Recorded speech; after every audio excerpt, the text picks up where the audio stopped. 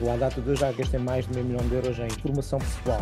Porque andar sobre brasas, que é uma coisa que se faz nos cursos de desenvolvimento pessoal, ou andar sobre o vidro, tu à partida dizes, isto é impossível. Eu nunca na vida vou conseguir andar sobre vidros partidos ou andar sobre brasas, mas quando vais e vês que os vidros estão partidos e cortam, quando vais e vês que as brasas estão a escaldar, porque foste tu que estiveste a fazer as brasas e viste que as brasas estavam a escaldar, e andas sobre as brasas, o que aquilo te faz no teu sistema nervoso é que te põe em causa aquilo que tu acreditas que és capaz de fazer ou não. E às páginas tantas, pergunto-me mesmo o que é que está a fazer lá para fora. E a resposta foi só uma, era dinheiro. E aquilo não fez absoluto sentido nenhum. Mas 26 anos, se calhar é uma boa altura para experimentares abrir a tua empresa. Se isto correr mal, pelo menos está a correr mal quando és novo, não quando és mais velho. E assim foi.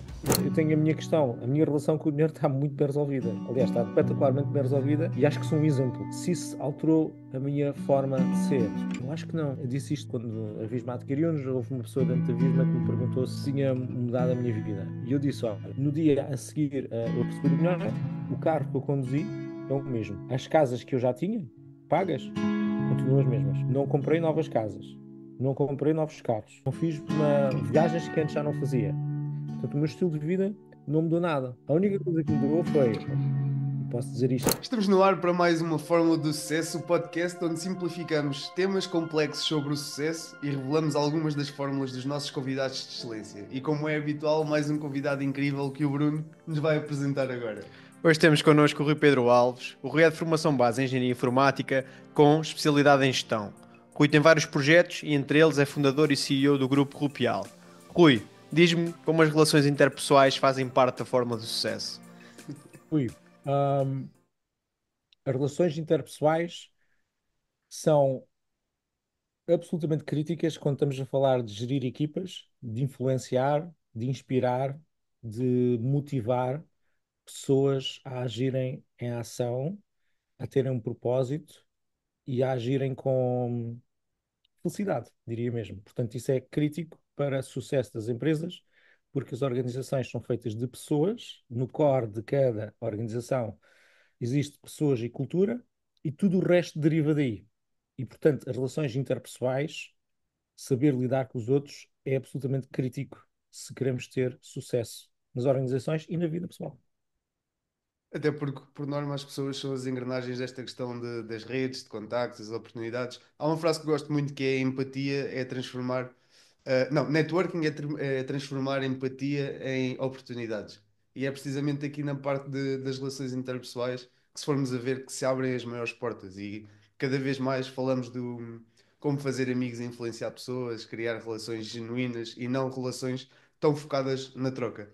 Rui, e esta questão das relações interpessoais, e nós vamos falar muito disto ao longo deste episódio, mas queremos perceber como é que tu foste trabalhando nesta área ao longo da tua vida. Tu já eras alguém que genuinamente se conectava de forma empática com as pessoas?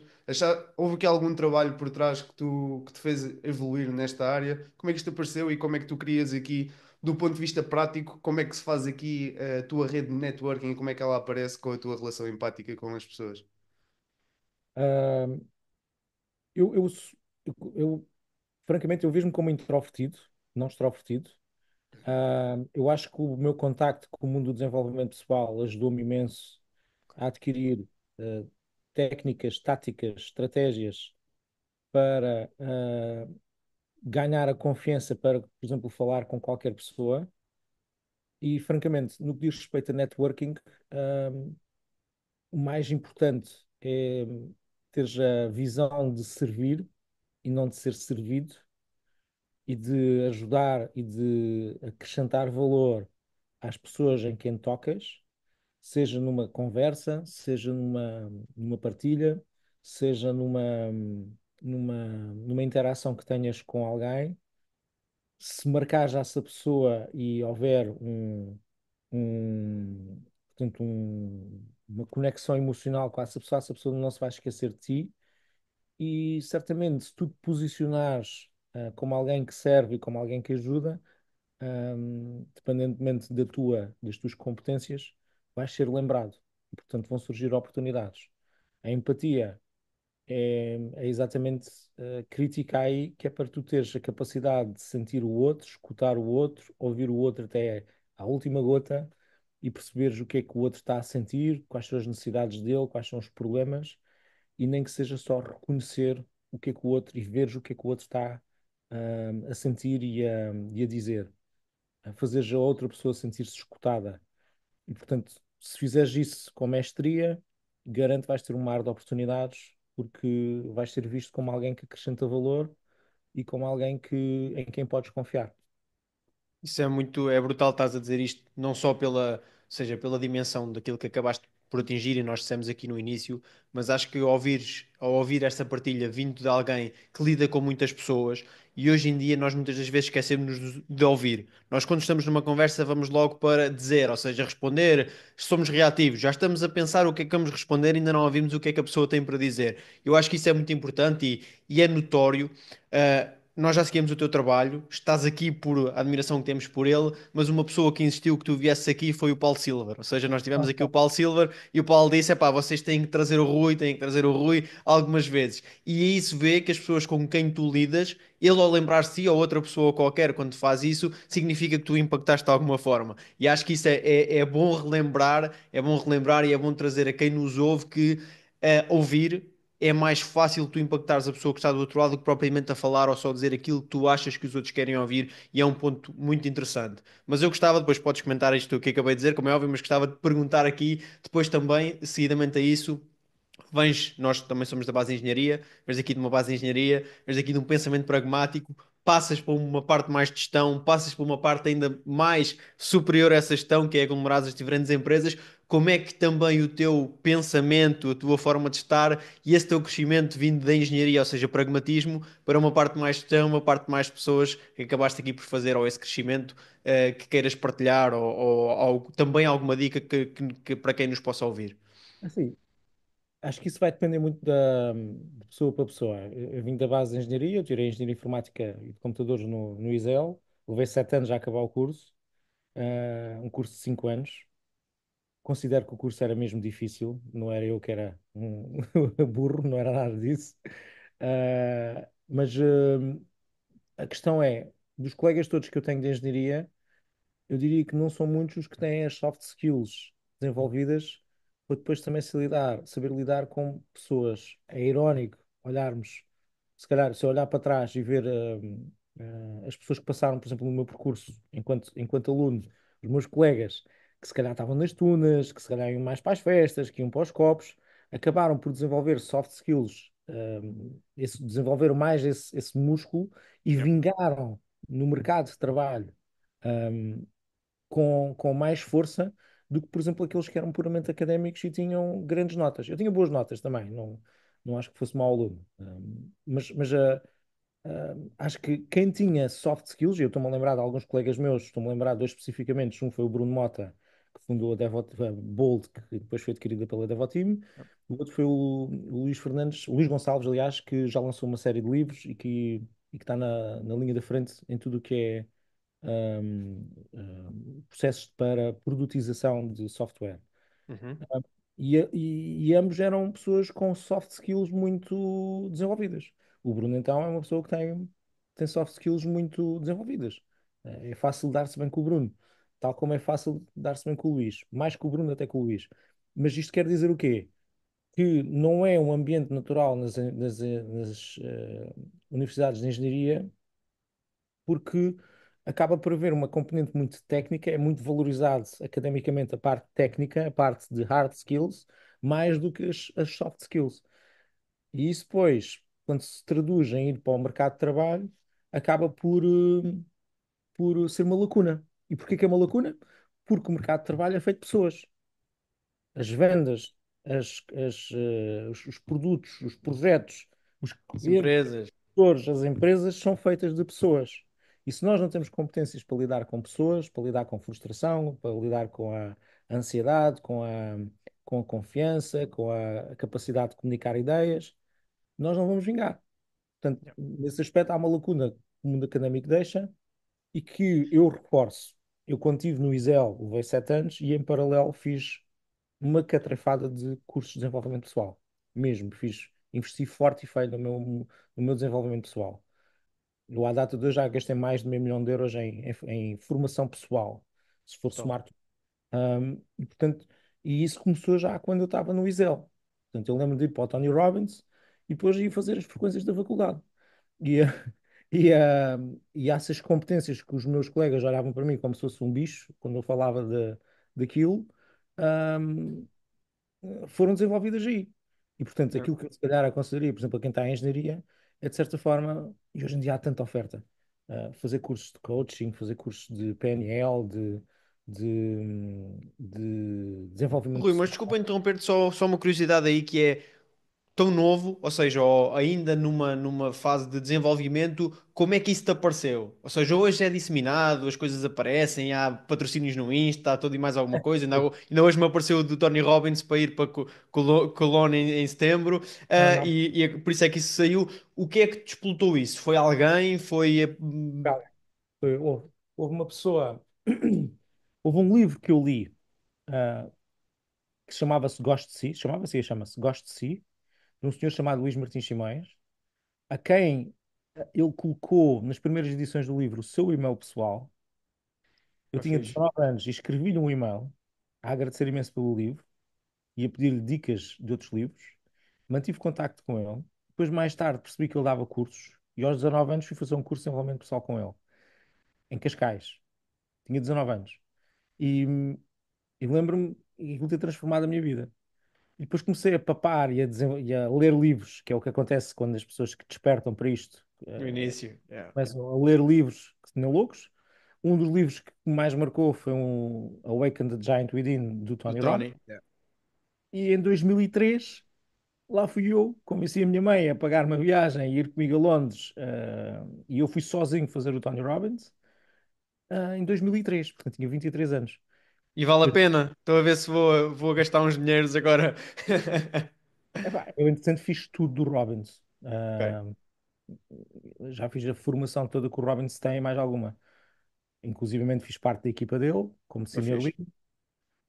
Fui voluntário também para a organização dele, porque aquilo depois de fazer os cursos, podes tornar-te voluntário, depois de Uhum. fazer os cursos todos, inclusivamente o Leadership Academy, o Leadership Mastery, podes tornar parte integrante da equipa dele. Eu tornei-me parte integrante da equipa dele, ainda sou, apesar de estar adormecido, nunca mais lá ter ido. Um, portanto, eu conheço muito bem esse mundo. Se eu recomendo, depende do ciclo de vida onde tu estás. É o que Ok, eu digo, costumo dizer. Se tu estás com vontade de ir, vai. Que aquilo, ok. no mínimo, é diferente de tudo o resto que já viste aí fora. Ele é único, é daquelas pessoas que não está a ficar mais nova, ele já deve estar com 63, 64 anos, e é um furacão. É incrível, absolutamente incrível, é transformador, é inspirador. Ele. Portanto, no mundo do desenvolvimento pessoal é uma referência. Yeah. Sem Se eu dúvida. concordo com tudo o que ele faz, não, mas isso é porque as pessoas evoluem e não quero dizer, por isso é que eu digo, depende do ciclo de vida onde tu estás. E se Yeah. estás num ciclo de vida onde estás, nunca tiveste contacto com ele, pá, espetacular, vai e vai a pé juntos, porque vai valer a pena. Brutal. Mas essa questão que tu falaste é importante, do concordo com tudo o que ele faz. E é isso que nós estimulamos também aqui nestes episódios da Fórmula do Sucesso, que é, não concordas porque tu abordas os temas que ele partilha com sentido crítico. Tu percebes, consoante as tuas visões, o que é que tu te identificas, o que é útil para ti e o que é que não é tão útil ou então que não se alinha contigo. Esse é um dos Uhum. pontos mais importantes que nós até podemos já fazer aqui o destaque neste episódio e que nós passamos sempre à comunidade. E de certeza, por acaso, eu nunca vi nenhum evento ao vivo do Tony Robbins, não tivemos essa oportunidade ainda, mas é algo que nós já estudámos bastante sobre, também já lemos os livros deles e também entramos nessa espiral e identificamos contigo que é quando lês os primeiros livros de autodesenvolvimento, desenvolvimento pessoal, enfim, investimentos, aquilo começa a entrar num loop, parece que uns puxam os outros, uns já recomendam os outros, há um prefácio que é de um autor e que tu já queres ler só por aquele prefácio e então tu começas a entrar naquela espiral. Mas a questão do sentido crítico nós promovemos bastante por causa disso, que é, e tu tens uma pessoa que segues, independentemente de ser um ídolo ou não, e tu tiras dessa pessoa aquilo que consideras que são realmente vantagens para ti. E é um dos pontos que eu gosto de trazer aqui na Forma do Sucesso e que eu te perguntava a seguir, que é, aos 19 anos tu começas a descobrir aqui esta questão do desenvolvimento pessoal, investes em novos cursos, conheces novas metodologias, e a minha pergunta é, como é que tu lidaste com este processo de evolução? Tu ias testando as metodologias, ias tirando informações e criavas as tuas próprias. De certeza que já testaste várias metodologias diferentes.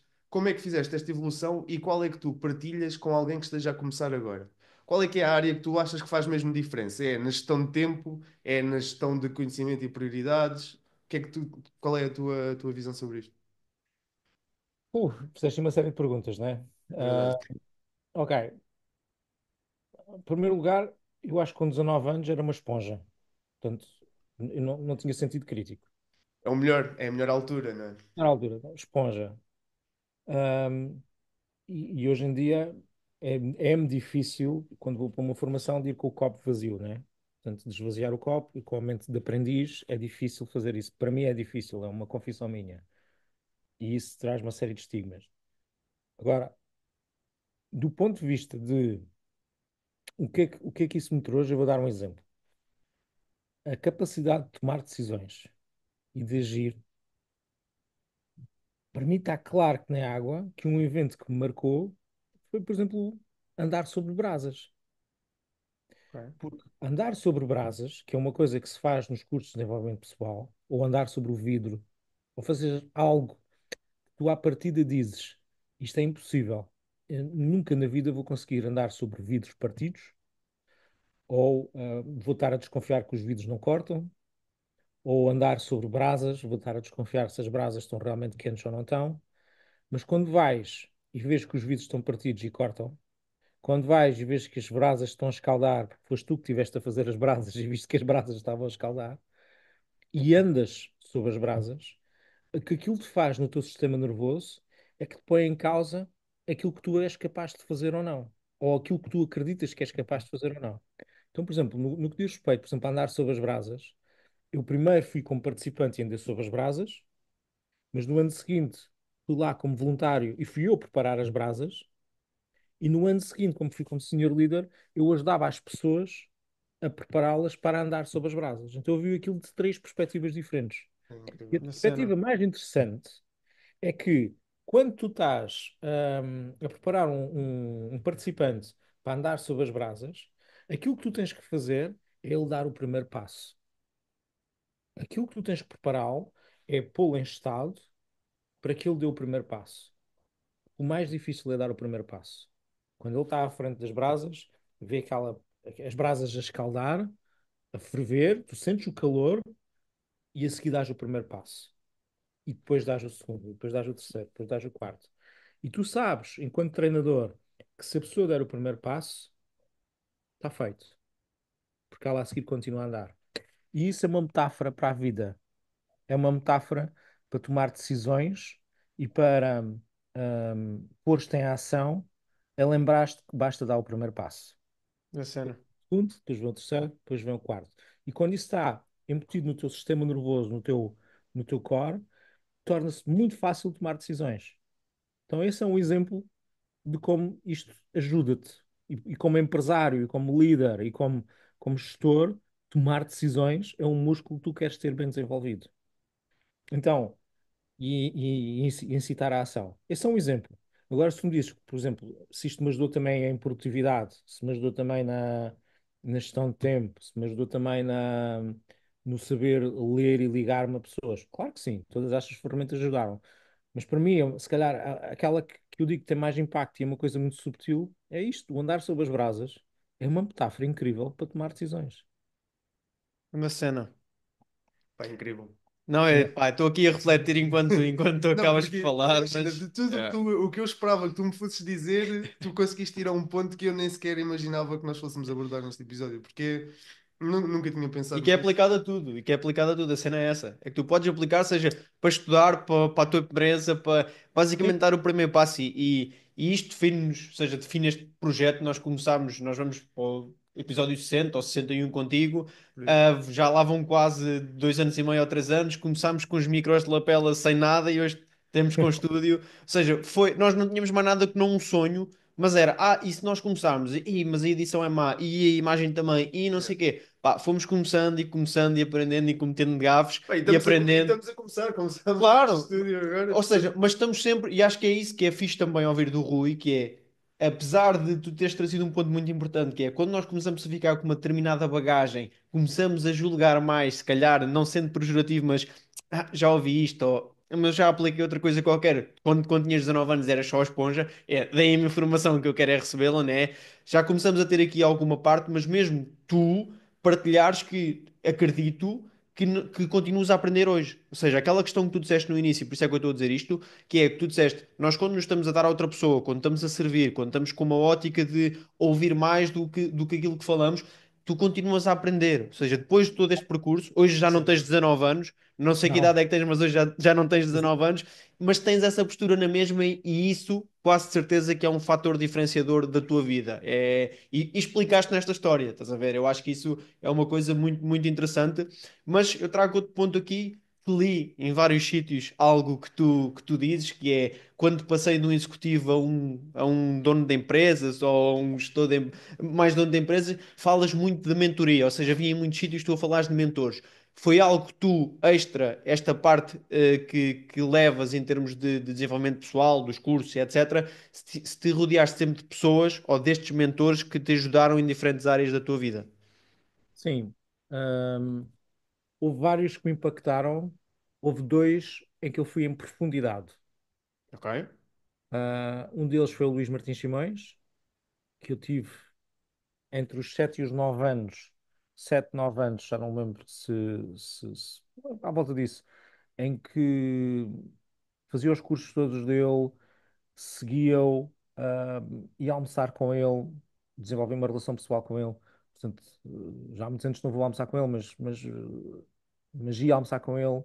Eu lembro-me de estar com 20 e poucos anos e de o chatear, entre aspas, para ele vir almoçar comigo e convidava e desafiava e ele vinha. Ele tinha essa disponibilidade para mim. Então aprendi imenso com ele. Depois fiz os cursos todos dele, desde vendas, de negociação, liderança, mas comecei pelos desenvolvimento pessoal e adoro o Luís. Mais tarde foi o Keith Cunningham. O Keith Cunningham, eu conheci o Keith Cunningham em 2011 e tive 7 anos seguidos no Board of Directors dele, sendo que abandonei o ano passado. Abandonei, isto é, eu saí, entrou o Duarte, o meu CEO, na Quan, ahm, e foi também em profundidade, aprendi muita coisa com o Keith. Aprendi milhões de coisas com o Keith, uma delas foi isso que acabaste de mencionar, do caminho de passar-se de operador de negócio para dono do negócio, de executivo para dono do negócio, e que é uma jornada que ao fim e ao cabo os empreendedores podem fazê-lo, se forem bem mentorados, conseguem fazê-lo, que é construir uma máquina, um negócio que lhes permita libertar tempo, ao mesmo tempo que liberta dinheiro, para que os donos dos negócios tenham mais qualidade de vida e tenham, ao fim e ao cabo, mais tempo livre. Que, sejamos francos, sempre que alguém abre um negócio, normalmente é porque quer uma de duas coisas. Ou quer mais tempo, ou quer mais dinheiro. Yeah. E normalmente os empresários, quando começam um negócio, o que é que vão ter? Menos tempo e menos dinheiro. Menos dinheiro, exatamente. Portanto, até Yeah. construires a máquina, primeiro vais construir a máquina que dá mais dinheiro. E mais tarde vais construir a máquina que dá mais dinheiro, mais tempo. Um, e isso aprende-se. E eu aprendi isso com o Kif e aprendi muita coisa com o Luís. Portanto, mentores, sim. Há pessoas que eu recorro quando preciso de mentoria. Curiosamente, hoje em dia é mais a título pessoal, de coisas pessoais, de relacionamentos Ok. e de coisas onde o meu músculo não está tão desenvolvido, do que propriamente em parte de negócio.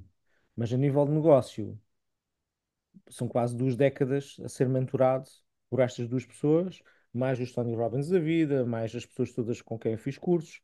Isso também é mentoria. Ahm, e, mas assim, a quem eu digo que fui mesmo a fundo a ponto de sentir que já não tinha muito sumo para tirar de estar perto desta pessoa, foram estas duas. Primeiro o Luís Martins Simões, depois o Keith Cunningham. E muito da minha base de conhecimento veio destes dois senhores, a quem eu dou sempre crédito e irei dar para sempre, porque foram Muito bom. espetaculares para mim. E sentes, Rui, sentes que a tua veia empreendedora também vem dessas mentorias? Ou tu já eras empreendedor antes? Ou seja, como é que aparece aqui o empreendedorismo, criar os teus próprios negócios? Sentes que foram eles que te incutiram isso ou isso já estava intrínseco anteriormente? Não.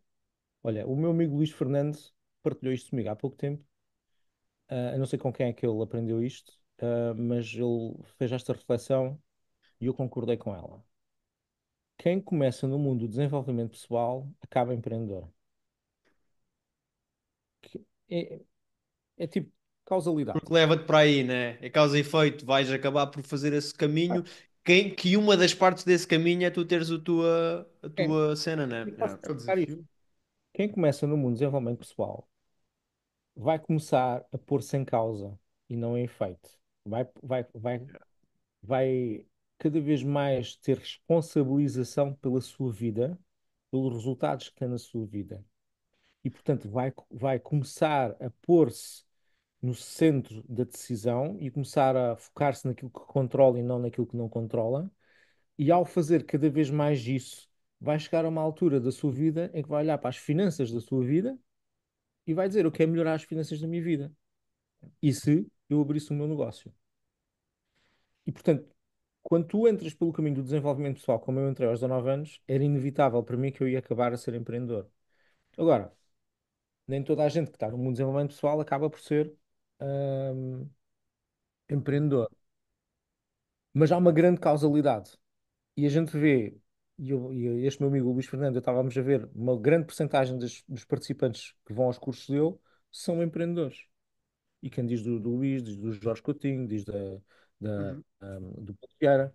Portanto, portanto, porquê? Por causa disto, primeiro trabalhas dentro, primeiro trabalhas cá dentro, e isso vai-te fazer tomar decisões, vai-te fazer tomar uma série de atitudes que te levam a ser empreendedores.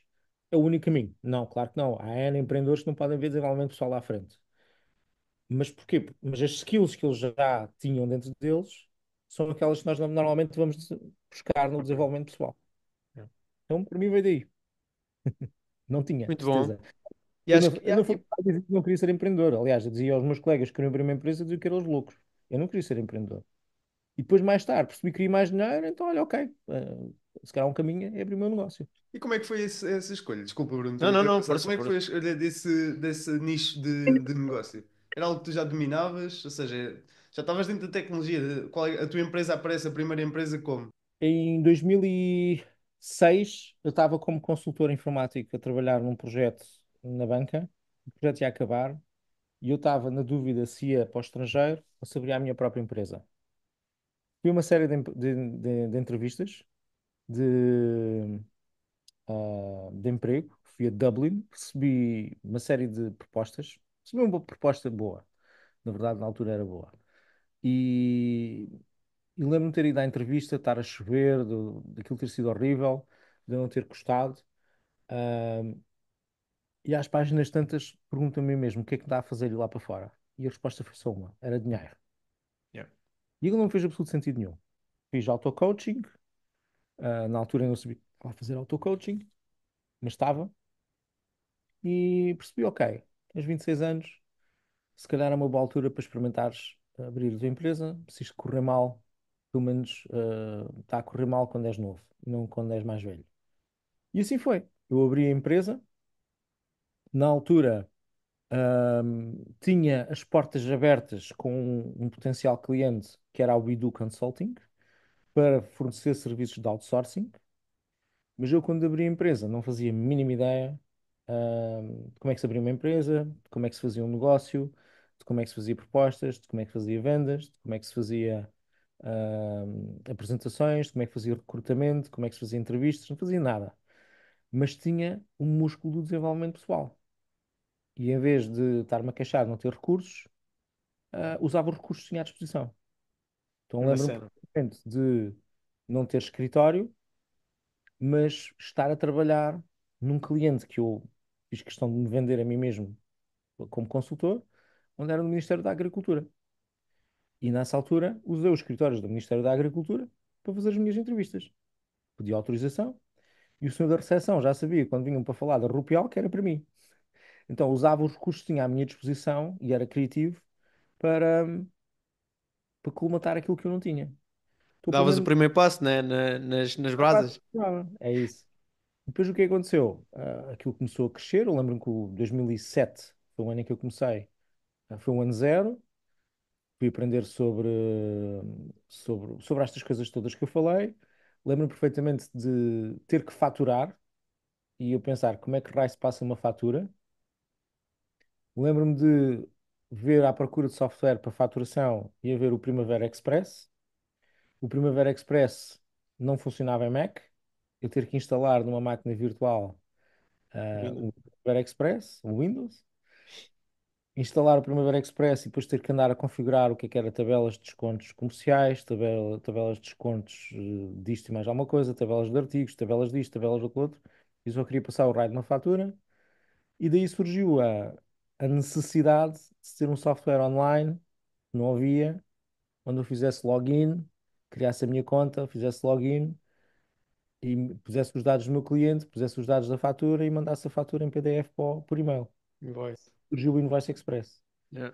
Portanto, o Invoice Express surge uma necessidade minha, que não havia no mercado, e depois eu percebi que aquilo era negócio, e surge, a empresa surge porque eu tinha um cliente que precisava de serviços de outsourcing e eu começo por aí, que é a Quan.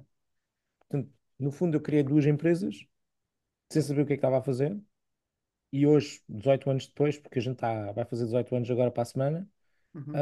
as duas foram muito bem sucedidas.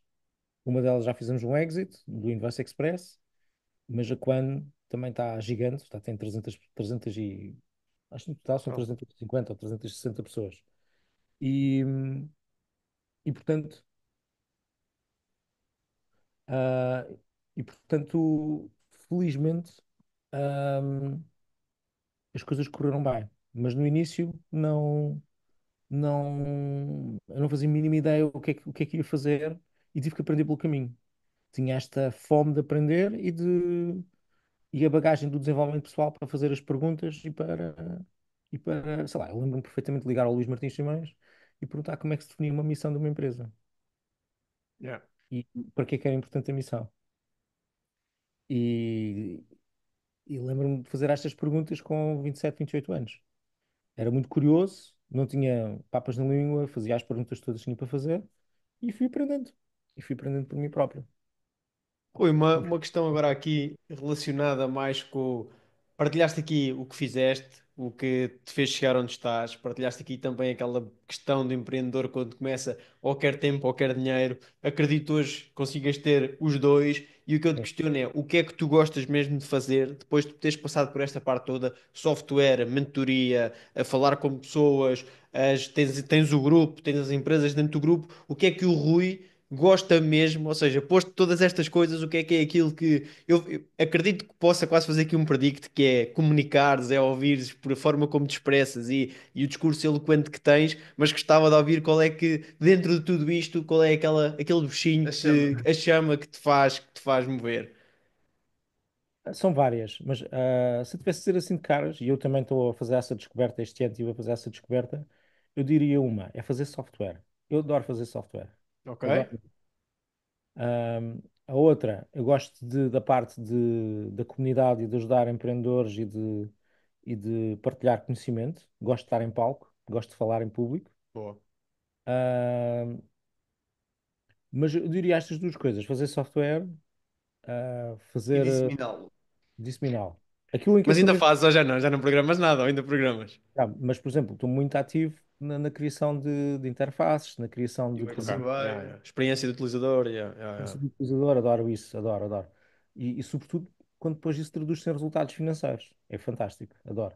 E, ah, e pronto, eu diria que é isso. Se eu tivesse de dizer qual é o dom que eu tenho, é de fazer dinheiro, Mas honestamente. isso é incrível e esse ponto que tu falas de experiência de utilizador, isso eu acho que dá para explicar com a base de autodesenvolvimento também, que é tu perceberes mais uma vez como é que as pessoas interagem com o meio. A É. forma como nós trabalhamos na área de tecnologia, inclusive na área de gestão de produto, e a forma como tu analisas uma interação de um utilizador com a tua plataforma, dá-te uma panóplia de visões diferentes que tu nunca imaginas. Às vezes tu achas que só há aquele caminho, pá, e há N caminhos de pessoas e é a forma de resolver problemas acaba por funcionar da mesma forma.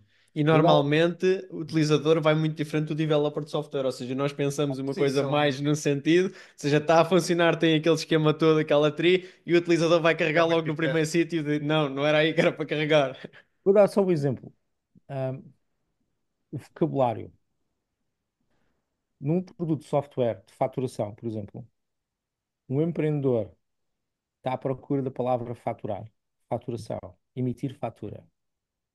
A maior parte dos produtos hoje em dia, ainda hoje em dia, não tem a palavra faturação no produto. Tem vendas, tem tabela de vendas, tem documentos. Yeah. O utilizador está à procura de fatura. Então, só esta distinção faz com que o software que tenha a palavra fatura ou faturação Sim. pareça mais do que aquela que tem o documento de vendas. E repara, o outro software até pode ser mais complexo, pode ser mais, ter mais features, ter mais isto, mais aquilo outro, mas se não está a falar na mesma língua que o empreendedor, nada serve. Yeah. É percepção de valor. E não resolves um problema, né? Aquela questão de resolveres o problema, o produto é uma resolução de problema. Yeah. Sim, sim. Sim, É sim, sim. incrível, Rui. E quem é que chega aqui a esta fase de vida, o que é que anseia para o futuro? Com todas estas questões que nós trazemos aqui neste episódio, já vimos aqui o teu propósito, o que tu gostas de fazer e o que é que vem a seguir a isto? O que é que tu anseias mais? Que possas partilhar connosco? É, eu estou numa fase muito calma de reflexão de vida. Tenho 45 anos, vou para a minha segunda metade da minha vida e estou, neste momento, estou a largar o chapéu de dono de negócio e estou a ter mais o chapéu de investidor. Ok. Ou Fixe. seja, isso acontece quando, por exemplo, no meu caso, fiz um exit e encaixas uma quantidade considerável de capital, agora ficas com esse capital disponível para o investires e para o fazeres crescer de outra forma. Então Uhum. começas a ter uma noção mais de quais são as dificuldades e os dilemas de quem tem um chapéu de investidor. Então aquilo que está a aparecer de novo na minha vida profissional é isso. Eu ainda estou a lidar um bocado com, porque isso ainda traz mais tempo livre. O bom negócio já tem muito tempo livre. O investidor ainda tem mais. E fazes muito dinheiro se aplicares bem o dinheiro. Ahm, então estou mais nessa fase, profissional estou aí, e estou um pouco à descoberta do que é que vou fazer a seguir. Não te vou mentir. Eu sei que gosto de fazer software, mas se me dizes vou investir noutro produto de software, provavelmente não. Eu estou committed com a Invest Express e com a Visma e não me estou a ver a criar uma startup ao lado. Não tenho a disponibilidade mental nem a energia para o fazer, mas gosto de o fazer. Ah, o Ramp, que é a minha comunidade de empreendedores, eu também estou, tenho estado a crescer aquilo muito devagarinho, continuo a dar uma aula por mês, mas não é um. Neste momento, a dificuldade que eu tenho é aquele drive financeiro que eu antigamente tinha, deixei de ter. Claro. Yeah. De repente, tu já tens o capital suficiente para que não justifica estás a fazer um negócio, sei lá, um negócio que vai fazer 1 milhão de euros, não é um Yeah. negócio muito interessante. Já de repente, quando Isso consigo. antigamente dava uma fome do Yeah, yeah, caralho. yeah, yeah, yeah. Então, neste momento, estou mais numa de descobrir o que é que eu gosto. Eu tenho apesar de no o negócio libertar-me muito tempo livre, eu tenho um constrangimento de tempo por causa dos meus filhos. Portanto, semana sim, semana não, tenho que estar em Portimão. Nas semanas em que não tenho os meus filhos, nunca estou em Portimão. Neste momento estou em Lisboa, mas estou sempre restrito, a semana sim, semana não, a estar em Portimão. E isto cria-me um constrangimento de tempo. Yeah. Portanto, apesar de não alocar muito tempo a nível profissional, a nível pessoal, eu tenho este constrangimento. E, portanto, também não consigo fazer tudo o que me apetece quando me apetece. Mas faço, já não é por uma limitação financeira, por uma limitação familiar. Claro. Ah, Portanto, neste momento, se eu tivesse que responder a essa pergunta, é estou à descoberta. Se tiverem sugestões, é isso que eu Rui, mas tenho aqui uma curiosidade que acho que tu passaste isto e deves ser a pessoa neste momento ideal para responder a nós e aos nossos ouvintes essa frase que é tu foste vivendo isto por steps, ou seja, é interessante que primeiro foste tu empreendedor, depois passaste a dono de negócio, agora vais passar a investidor ou passaste. Vias isto com alguma ansiedade? Foi algo natural? E se deste enjoy neste processo. Ou seja, quando eras executivo, se estavas a tentar chegar a dono de negócio, quando eras dono de negócio, se estavas a tentar chegar a investidor, ou se isto foi tipo, olha, Foi dei o consequência. out, agora vou ser investidor, se foi consequência, e se isso te trazia alguma ansiedade de quero, quero, quero, visto que também vinhas naquela parte de desafiares o desenvolvimento, o crescimento, ou se foi algo suave e que foste aprendendo, eu acho que é uma pergunta interessante. Ok, então, quando tu és operador de negócio, o dito executivo, you're all over the place. Ou seja, tu és o balde de lixo das outras pessoas, não é? As outras pessoas só trazem problemas para tu resolveres e se tu não sabes, se tu não aprendes a liderar, és tu que trabalhas para a tua equipa, não é a tua equipa que trabalha para ti. E isso é uma coisa que Frase. aprendes. Isso é uma coisa que aprendes se tiveres alguma mentoria e batendo com a cabeça na parede, vais aprender a inverter isso. Ah, por outro lado, o que é que acontece? Sei lá, tu não há um momento em que tu dizes, agora sou dono do negócio. Mas há um momento, como aconteceu a mim, em que tu estás 3 meses fora da empresa e a empresa cresceu. E de repente pensas, espera lá, eu aqui já me senti como dono do negócio. Yeah. Porque tive 3 meses fora este ano, andei a viajar por todo lado, somei o tempo todo que estive fora, tive 3 meses fora e o negócio cresceu. Não foi preciso eu estar lá para este crescer. Então para lá, então se calhar já estou a viver aqui um bocadinho como dono de negócio, aquilo que o Keith Cunningham me ensinava como dono de negócio. Agora aconteceu o mesmo. De repente tenho uma batelada de capital e agora tenho que investir isto. E tenho que diversificar e já não está tudo concentrado num ativo, como era o caso da empresa, agora tenho que diversificar e pôr em diferentes ativos. Claro, isto que eu estou a viver é aquilo que ele descrevia como sendo um investidor, chapéu de investidor. E de repente vês-te nesse papel e lembras-te, peraí, mas com o chapéu de investidor eu tenho que ter atenção a isto, isto e isto. O investidor precisa de proteger ao capital. O dono do negócio precisa de acelerar o crescimento da empresa. Então, é uma coisa natural, mas que se tu não tiveres o mapa, se tu não souberes as fases que vêm a seguir, tu nunca sabes que lá chegaste e não consegues te identificar. Entendem? Então, Brutal. ah, não é uma coisa. Se eu como operador ansiava chegar ao ponto de ser, de ser dono do negócio, ambicionava. Se isso me tirava o sono, não. Percebi que era um processo. Mas soube identificar quando lá cheguei. Yeah. Também soube identificar quando cheguei à liberdade financeira. Espera aí, o que eles descrevem com a liberdade financeira é que se eu não trabalhar, o dinheiro entra na mesma e eu consigo cobrir os meus custos. Então estou em liberdade financeira, já há algum tempo. Então, são estágios que tu não dizes, hoje cheguei à liberdade financeira, ou hoje cheguei a dono de negócio, ou hoje cheguei a investidor. Não, é tu estás a viver naquele momento e percebes, para lá, estou a soar mais a investidor do que outra coisa. E depois a outra falácia é esta, que é achar que a gente chega àquele chapéu e já nunca mais volta aos outros. And that's total bullshit. Yeah. Que é, eu em 2023 tive que pôr o meu chapéu de operador, arregaçar as mangas e pôr as mãos na massa, por exemplo, no caso do Invoice Express, senão aquilo não ia a bom porto. E foi a bom porto. Mas nessa altura, 2/3 da equipa saltaram fora, perdemos 25% da faturação devido a um cliente que saltou fora. Houve porcaria por todo lado. Eu tive que arregaçar as mangas e tive que pôr as mãos na massa. Portanto, a ideia de que, cheguei dono do negócio, já não vou voltar a ser operador, that's bullshit. O que interessa é onde é que tu passas a maior parte do teu tempo. E Yeah. aí, no meu caso, eu estou a passar mais parte do meu tempo agora como investidor do que como dono do negócio.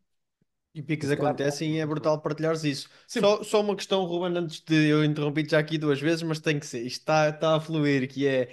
E qual é a sensação no dia em que atinges a liberdade financeira ou que percebes? Eu sei que não é um dia, mas é melhor que aquilo que pensavas, está-se bem, é uau, agora é que a coisa é fixe. Pergunto isto porquê? Porque referiste isso mesmo e referiste isso como um ponto também de onde chegaste.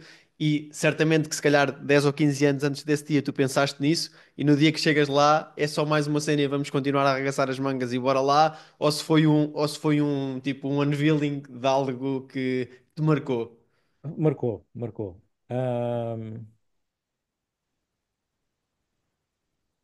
Como é que é dizer isto? Uma coisa é tu descreveres como é que uma rosa cheira. Outra coisa é cheirar a rosa, Yeah. por ti próprio. Então, ah, a 8 de fevereiro de 2024, quando caiu uma batelada de dinheiro na conta, aquilo teve um efeito emocional que eu não estava à espera.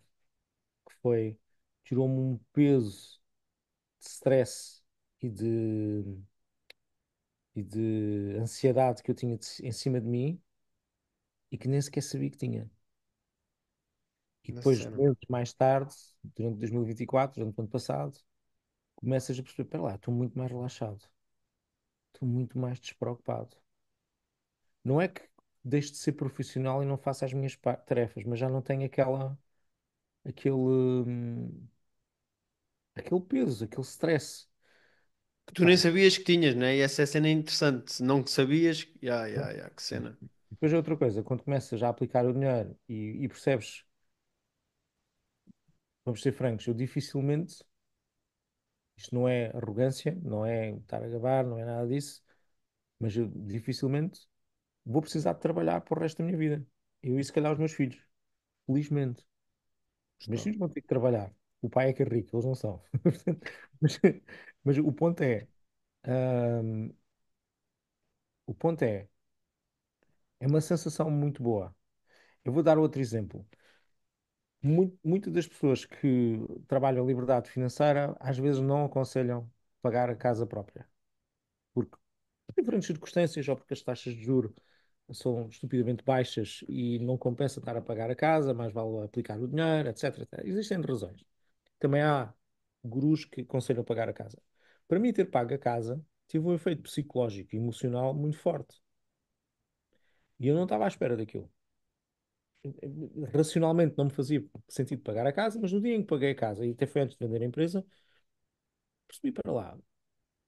Aqui houve qualquer coisa dentro de mim que mexeu. Senti-me mais seguro, senti-me mais protegido, senti, hum, como é que é dizer, mais. Que já ninguém vai tirar aquilo que é teu, não Não, é? ninguém me tira, nem a mim nem aos meus filhos. Não, grande cena. Então é uma cena Segurança, de sentimento de segurança. segurança, né? É, claro, tu dizias, eu sentia-me inseguro antes. Não, mas Não, mas, aquilo é uma mas é camada isso. extra.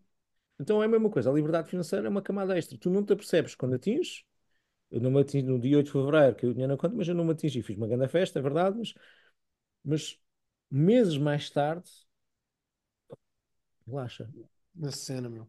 Bom, É, obrigado por esta partilha, que acho Foi que, incrível, sincera. foi quase como cheirar uma rosa. É isso, não, mas acho que é uma partilha que as pessoas às vezes têm muitas dúvidas e sabes que nem todas as pessoas se dão ao escrutínio de falar disto como tu estás a falar aqui. Eu acho que isto é Yeah. brutal e agradeço-te. E em nome, não só eu, mas Da sei que o Fórmula e Ruben, dos em ouvintes. nome da Fórmula e dos ouvintes, porque estás a partilhar isto de uma maneira que as pessoas ao ouvirem isto é mind-blowing.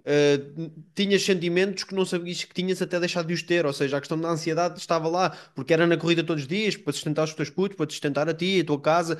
E acho que partilhares isto aqui ainda estou a digerir a informação, mas é pá, obrigado porque acho que Mas isso foi. acontece por causa daquilo que nós já falámos em vários livecasts, que é precisamente tu não teres o nível de consciência daquilo que ainda não experienciaste. E Yeah. quando chegas a esta fase, tu consegues experienciar, e eu acho que é importante neste episódio e as pessoas estão a experienciar algo que consegues experienciar sempre através das redes sociais, que é aquelas histórias de sucesso que são inspiradoras, mas tu ouves essas histórias com um certo distanciamento, ou por norma são pessoas que estão fora de Portugal, ou que tu nem sequer conheces e estão no altar. E nós temos aqui à nossa frente uma pessoa que teve uma história dessas e que está a partilhar em primeira mão, e para nós é claro que é incrível, e como todos os convidados que partilharam histórias pessoais na Fórmula do Sucesso, é inspirador poder estar a falar com alguém que já fez aquilo que muitos de nós queremos fazer um dia mais tarde. E neste processo de evolução, Rui, eu queria ainda perguntar, todo este processo de desenvolvimento pessoal, de empreendedorismo, isto ocupou-te imenso tempo, depois ainda tens parte familiar e tens necessidades básicas que precisam de ser correspondidas, como por exemplo a parte dos teus filhos, e todas essas responsabilidades. Ahm, a nível de autoimagem, como é que tu sentes que isto te afetou? E independentemente da parte da liberdade financeira ou não, tu sentes que começaste a ser alguém mais confiante depois de tudo isto que aconteceu? Sentes que tu já tinhas a maturidade necessária para estas coisas virem ter contigo antes e elas terem chegado não mudou rigorosamente nada? O que eu quero aqui perceber é qual é que é a tua perspectiva de alguém que já experienciou na troca de essência. Se achas que te mantiveste fiel àquilo que eras Yeah. ou achas que houve alguma alteração involuntária, qualquer coisa que tu tenhas notado, Sim, ou seja, ser antes de ter ou ter e depois ser. assim, aquilo, começamos pela teoria e depois falo da minha prática. Ok? Ah, aquilo que o dinheiro faz é duas coisas. Um, dá-te opções. O dinheiro não traz felicidade, verdade, mas dá-te opções. E uma pessoa que tem mais opções tende a ser mais feliz. Não é verdade, mas tende a ser mais feliz. Quem tem mais opções. O teu dinheiro traz-te opções. E, portanto, se eu tiver um problema de saúde, eu tenho a opção de ir para os melhores médicos do mundo. Se eu tiver alguém da minha família precisar de algum apoio, eu tenho a opção de ajudar essa família. Se eu quiser contribuir para um projeto de caridade, eu tenho a opção de contribuir. Por aí fora. Essa é uma. A segunda coisa é o dinheiro tem tendência a aumentar, ou até diria a usar a palavra em inglês, augmentar, augmente, quem tu és. Vamos lá. Se tu és um parvalhão, vais ficar um parvalhão maior. Se és uma pessoa generosa, vais ser ainda mais generoso. Yeah. Se tu és arrogante, vais tornar ainda mais arrogante. Se és cagão, vais te tornar mais cagão. Se és uma pessoa simples, humilde, provavelmente vais te tornar mais simples e humilde. Ahm, Isto é o que a teoria diz. Aquilo que eu senti, mas é curioso, nem sequer foi o dinheiro. O dinheiro, o dinheiro tem uma característica engraçada, que é a maturidade, se calhar, com que eu falo de dinheiro, não é aquela que a maioria das pessoas tem. Para a maioria das pessoas, e digo mesmo maioria, porque a minha experiência é que é mais de 80% das pessoas, têm crenças negativas em relação ao dinheiro. Yeah. E então, sempre que, de alguma forma, eu falo de dinheiro, isso tende a afastar pessoas. Então, não é uma coisa que eu pessoalmente estou aqui a falar convosco, porque vocês são empreendedores, mas se eu falar isto com a maioria das pessoas que ganha mal e que vive mês para mês para pagar as contas, não sou bem aceito. Então, o dinheiro tem essa experiência. E não tem a ver com quem tu és, é simplesmente com quem os outros são. Aqui neste caso. Eu tenho a minha questão, a minha relação com o dinheiro está muito bem resolvida. Aliás, está espetacularmente bem resolvida e acho que sou um exemplo. Ahm, Agora, se isso alterou a minha forma de ser, eu acho que não.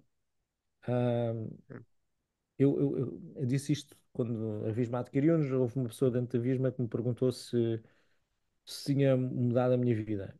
E eu disse, olha, no dia a seguir a eu receber o dinheiro, o carro que eu conduzi é o mesmo.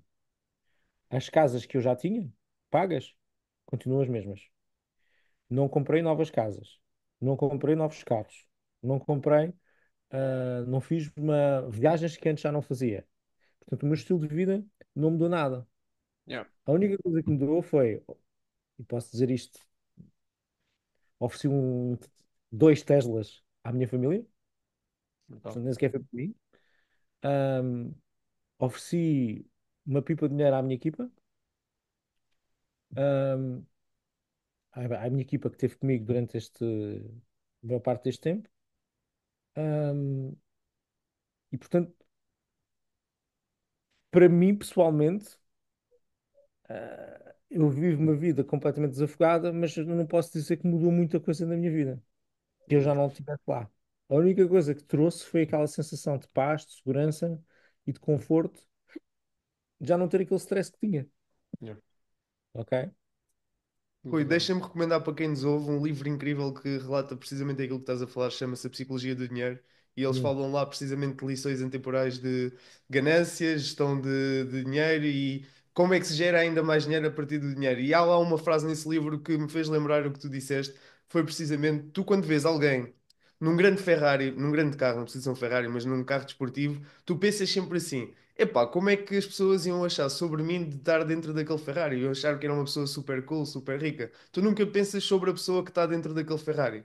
E esta questão de o dinheiro quando aparece, achares que vai mudar a tua vida, por norma, e nesse livro fala muito bem sobre isso, muda sempre primeiro a vida das pessoas que estão à tua volta. Repara, Ah, dois Teslas oferecidos, dinheiro oferecido à equipa também, e o teu estilo de vida não mudou. Isto porque, claro, estavam colmatadas as necessidades de primeira ordem, de segunda ordem, de terceira ordem, o que quer que seja, e depois do outro lado é a sensação e a gratidão de tu sentires que foste abençoado com aquilo e poderes partilhar com as pessoas que rodeiam. Eu acho que é uma sensação, há de ser uma sensação incrível e até fazê-lo numa escala mais pequena. Por exemplo, às vezes ofereço aqui um livro ao Bruno e penso assim, epá, estou a oferecer um livro ao Bruno, é uma cena incrível. E faz diferença, e às vezes faz diferença. Só aquele livro faz uma grande diferença. E essa sensação que estás a partilhar acho que é muito bom, e a tua relação com o dinheiro, claramente que neste episódio, para quem nos ouve, vai ser uma inspiração, porque é tu pensares sempre não no ter, e falámos disso também com o time na Fórmula do Sucesso, não no ter, mas na fase de desprendimento e do aproveitamento da energia que o dinheiro traz.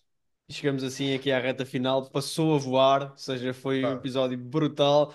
Acho que tinha que acontecer, ou seja, houve aqui alguns a adiar da nossa parte, da tua parte, mas o que interessa é que estivemos aqui hoje e que a tua partilha, acho que pá, foi uma conversa que se calhar até do nosso lado tivemos mais a ouvir, mas acho que isso é muito interessante porque, ou seja, se nós vamos estar a ouvir, acredito que quem nos ouve a nós ainda mais atento vai estar a ouvir porque não tem aqui que guiar a conversa e acho que chegámos aqui a um ponto brutal e não conhecendo tu os episódios da Fórmula, na fase final nós fazemos a Fórmula do sucesso do convidado, por isso é sempre algo que acaba por ser interessante, costumamos ter bom feedback e Ruben, força Pá, para... a fórmula do Rui já está descrita no episódio. Quem teve a ouvir, de certeza, se ainda não tem este hábito, comecem a agarrar num papelinho no início do episódio e vão escrevendo a fórmula que acham que eu vou dizer no final. Mas o primeiro termo, claramente, da fórmula do sucesso do Rui é autodesenvolvimento. Uma jornada que começa muito cedo, lá atrás, no início de uma vida.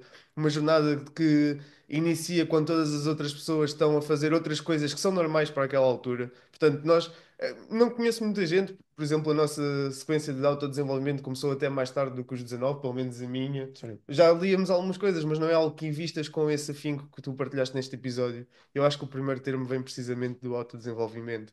O segundo termo vem do arriscar. Tu falaste muitas vezes que vais para sítios desconhecidos fazer coisas com desconhecidos que tu nem sequer sabias o que era, para te potenciar. Arriscaste, não tinhas papas na língua, convidavas pessoas para almoçar para poderes ter vantagem direta desses almoços, o que é incrível e é inspirador também. E são talvez das melhores maneiras de ter mentoria é sentado a uma mesa em que tu partilhas ideias, estás a conversar, estás a degustar um prato que vais assimilar sempre àquele convívio com aquela pessoa. Toda essa parte emocional e racional, quando se unem, eu acho que cria ali um cenário incrível.